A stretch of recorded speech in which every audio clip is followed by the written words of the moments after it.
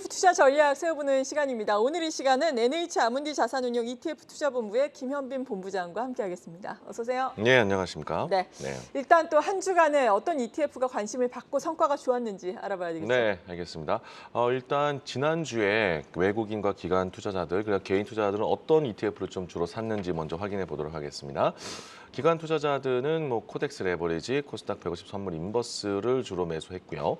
그다음에 외국인들은 코덱스 200TR, 미국 S&P 500, 그다음에 미국 필라델피아 반도체 나스닥을 좀 많이 샀네요. 개인 투자자들은 선물 인버스, 곧버스죠. 레버리지를 1,000억 정도 매수했고요. 그다음에 코덱스 인버스 200억, 그다음에 미국 국채 30년 액티브 ETF를 좀 샀습니다. 개인 투자자들은 하락 쪽으로 조금 배팅을 하는 것 같고요. 네. 외국인과 기관 투자자들은 역시 계속 상승 쪽을 바라보고 있는 모습을 보여주고 있습니다. 이제 주간 수익률 한번 살펴보도록 하겠습니다. 지난주 주간에는 타이거 미국 필라델피아 반도체 레버리지 지수가 15.45%. 너무 좋았네요. 일주일에 15.45% 너무 많이 올랐죠. 네. 그리고 소울 반도체 소부장 ETF가 13%, 그다음에 200IT 레버리지가 11%, KB스타 비메모리 반도체 액티브가 11.14%, 그다음에 반도체 ETF가 전부 다 10% 넘는 상승률을 기록을 했습니다. 반도체가 많이 올라왔죠. 미국도 네네. 그렇고. 예. 미국도 그렇고 우리나라도 많이 올라왔고요. 그럼 주간 수익률 하위 한번 살펴보도록 하겠습니다. 네. 반대로 어떤 게 많이 빠졌나 살펴보면요.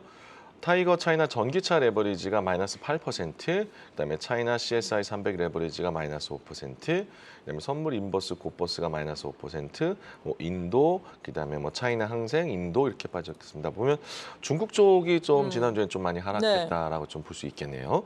네, 그렇군요. 이렇게 주간 수익률까지 알아봤는데 반도체주가 사실 모처럼 상승 흐름을 네네, 탔잖아요. 우리나라의 맞습니다. 삼성전자, SK하이닉스도 어제 오늘은 쉬어가고 있지만 정말 지루했던 박스권을 약간은 상향 돌파를 했고 필라델피아 반도체 지수도 상당히 좋았는데 네네. 이 부분에 대해서 조금 더 자세하게 네, 짚어볼까요? 우리나라에 그렇다고 하면 반도체 ETF가 어떤 게 있는지 네. 한번 살펴보도록 하겠습니다.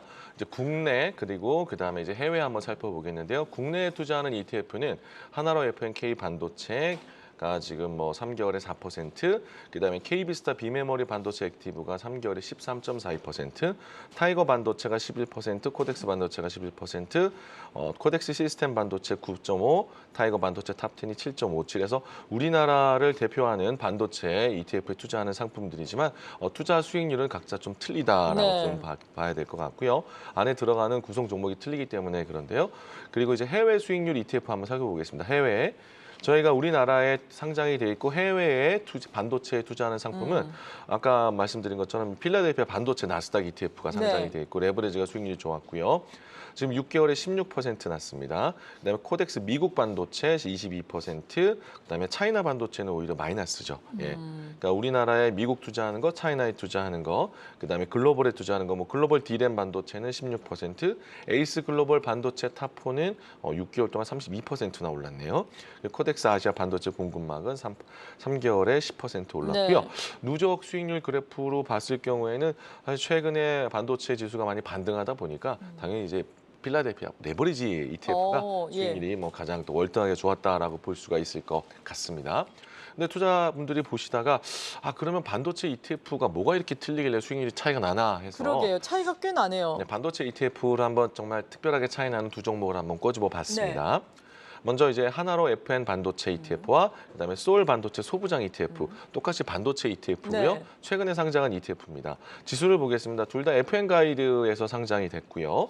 그다음에 하나로 반도체 같은 경우는 국내 반도체 관련 기업 중 20종목을 선정하여 유동 시가총액 방식으로 구성을 했고요. 네. 반대로 이제 소울 반도체는 반도체 중에서도 소부장 키워드를 좀 많이 좀 그러네요. 중요시했다라는 게 20종목이고 똑같이 유동 시가총액 방식으로 해서 20종목을 했습니다. 보수도 똑같고요. 그러면 가장 중요한 게 종목이 굉장히 궁금해하실 것 같아요. 한번 종목을 살펴보도록 하겠습니다. 종목을 살펴보면요. 하나로 FM 반도체 같은 경우는 SK하이닉스, 삼성전자가 SK하이닉스 26%, 삼성전자 24%. 이게 하이닉스하고 삼성전자만 네. 합해서 50%가 넘는 구조를 보여주고 있고요. 반대로 이제 소울 반도체 소부장 같은 경우 보면 LX 세미콘, 그다음에 한미 반도체, 원익 IPS, 삼성전자, 하이닉스가 보이지 않네요.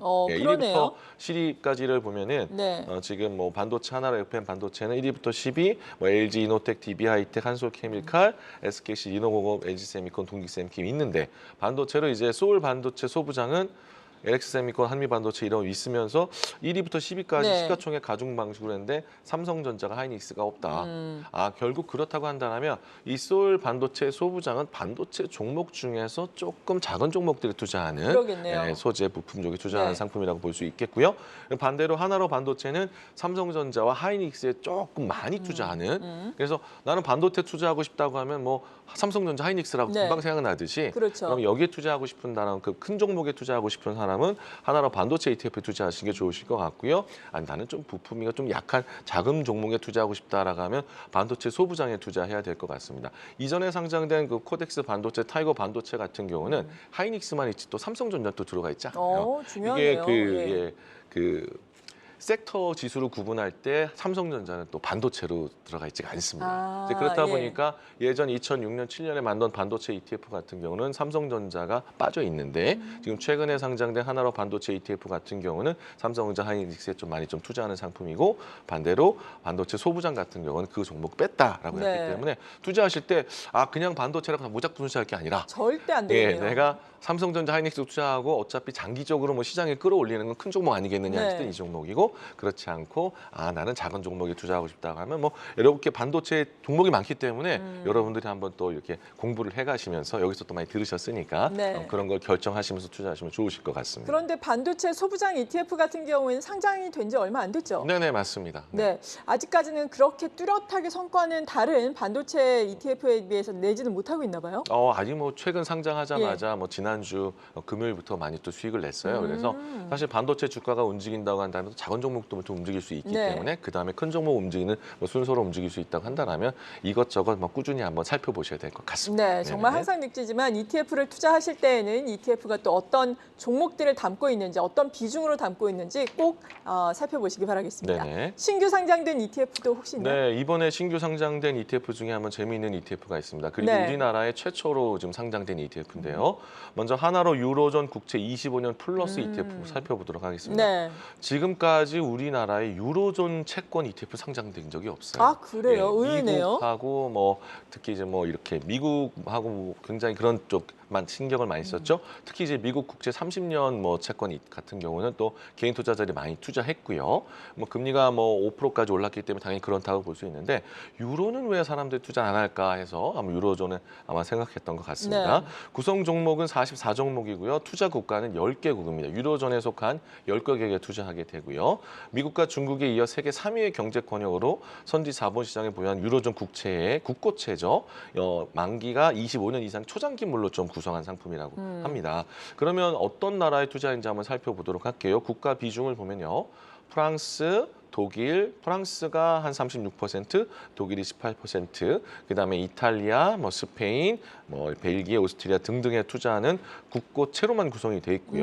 네. 신용 등급 투자 비중을 봤을 경우에는 지금 AA1이 지금 36%, 네. AA가 22%, 그다음 BAA2 ETF가 이제 등급별로 지금 나타낸 건데요. 네. 이런 등급에 조금 안전한 상품에 좀 투자한다라고 볼 수 있는데 유로존 투자해도 될까라고 걱정하시는 분들이 많이 계세요. 근데 그럴 수 있죠. 아시다시피 유로존 쪽에서는 금리가 인상하기 전에는 거의 제로 금리였습니다. 그렇죠? 지금은 기준이 3.75%까지 올라가긴 했는데 다시 한번 조금 하락한다고 한다면 이 상품 같은 경우는 듀레이션이 22년에 가깝기 때문에 네. 1%만 금리가 하락해도 20% 넘는 수익을 유로존에서 얻을 수 있다. 뭐 굳이 뭐 우리나라뿐만 아니라 미국에도 신경 쓰겠지만 유로존도 세계 3위의 경제 군가이기 때문에 네. 한번 이것도 한번 관심 있게 살펴보셔야 될 것 같고요. 마지막으로 에이스 테슬라 밸류체인 ETF가 상장이 됐어요. 에이스에서 테슬라에 관련된 밸류체인에 관련된 글로벌한 종목에 투자하는 상품이고요.